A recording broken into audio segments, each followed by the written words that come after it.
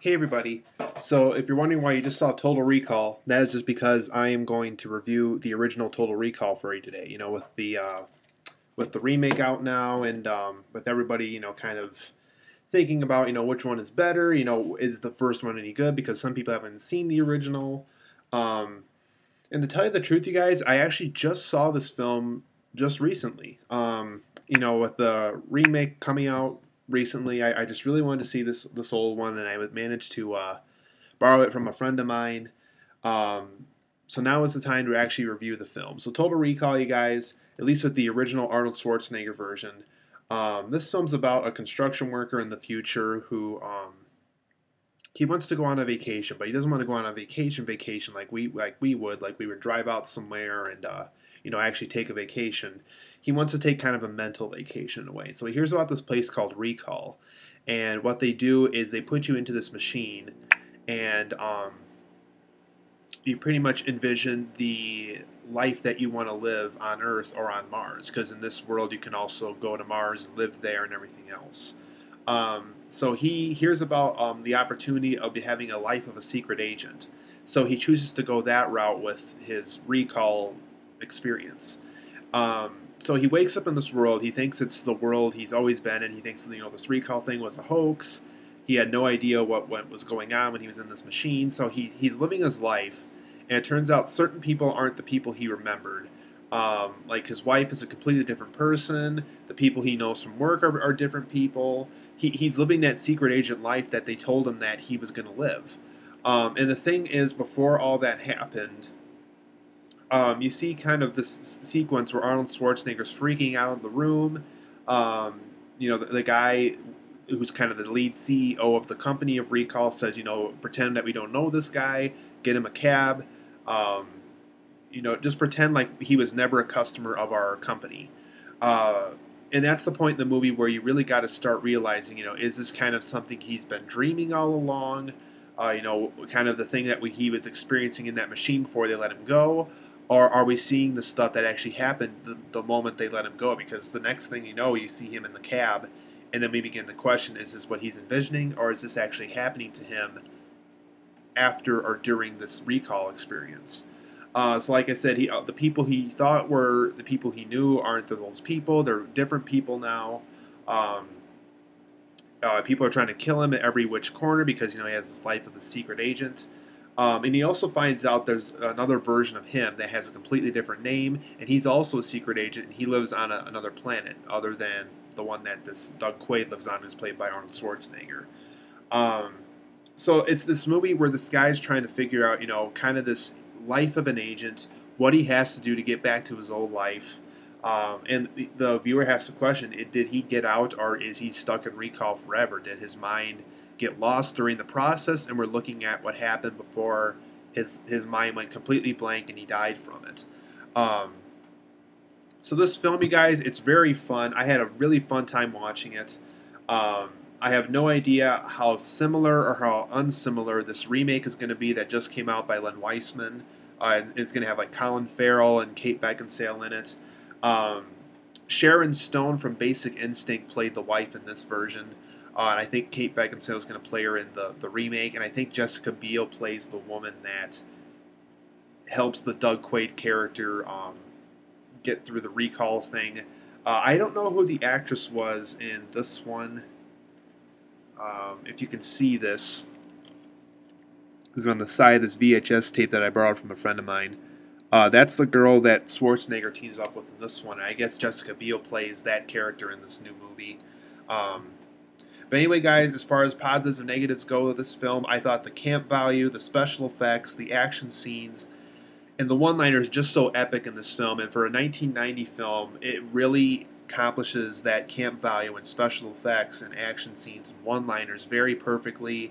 Um, I bet people back in the day really thought that they were still in the 80s because of this movie. I mean, it kind of had everything that you would see from an 80s film when it was done in 1990. So I think that was just really neat. Um, I had a very interesting and original psychological thriller twist to a sci-fi film. I just love the whole, did he get out, or is he stuck in recall forever? Or are we watching what happened before he died from the recall experience? So it really is up to the viewer as to what actually happened to Doug Quaid when he went into this Rekall place. Um, I also liked that when he was on Mars and he got to see the other life that people can live. He got to see like all these like extraterrestrial looking people that had like like a liver looking face. Um, One character that's actually pretty well known in the sci-fi convention universe in our reality is there's a woman with three boobs. Um, and if you've seen the movie Paul, they actually spoof Total Recall in one scene because they actually have a scene where you see a woman with three boobs on this guy's comic book. Um, just a ton of classic one-liners like "You blew my cover" and "Consider this a divorce" and all that. And um, so yeah, it's just a really fun movie, you guys. Um, like I said, I just like the use of Mars. I like how it's not like astronauts can only go there or any of that crap. I like how you can actually live on Mars. It has its downfalls of living there, but I liked how people can choose whether to be on Earth or on Mars. And kind of the advantages of living on Mars and the advantages of living on Earth and all that stuff going on. Um, I was just entertained the whole time, you guys. I mean, the whole time I sat through this movie, I was entertained. I never felt bored.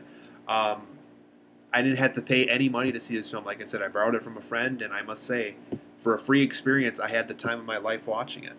Um, I liked the use of like alternate identities, and I liked how certain people had more than one version of themselves in this movie.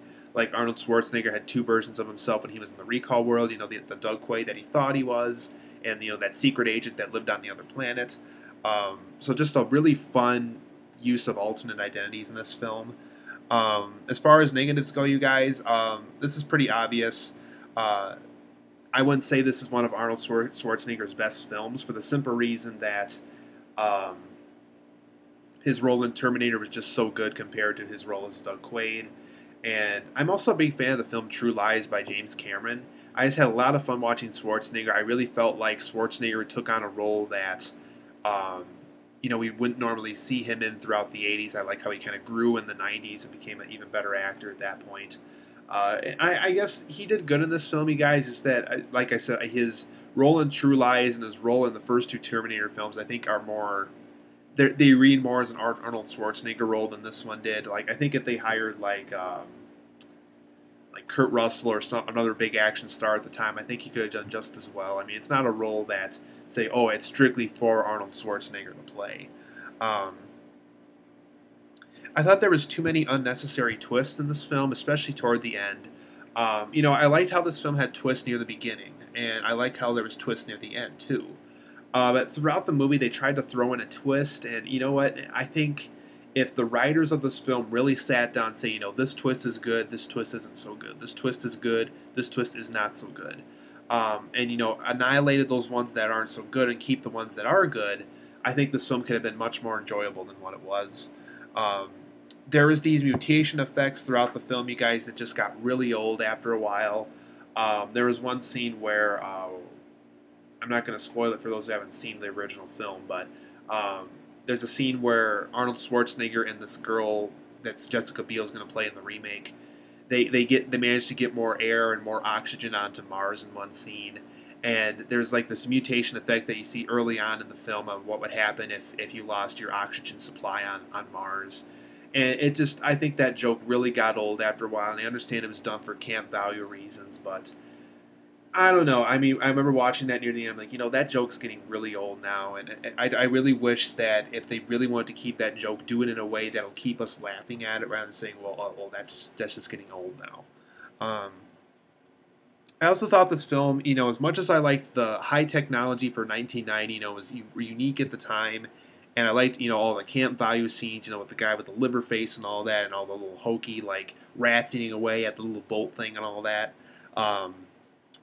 I felt after a while, I had to question by the time I was done watching this movie, was this film trying to be a high-tech ride like Terminator 2 was?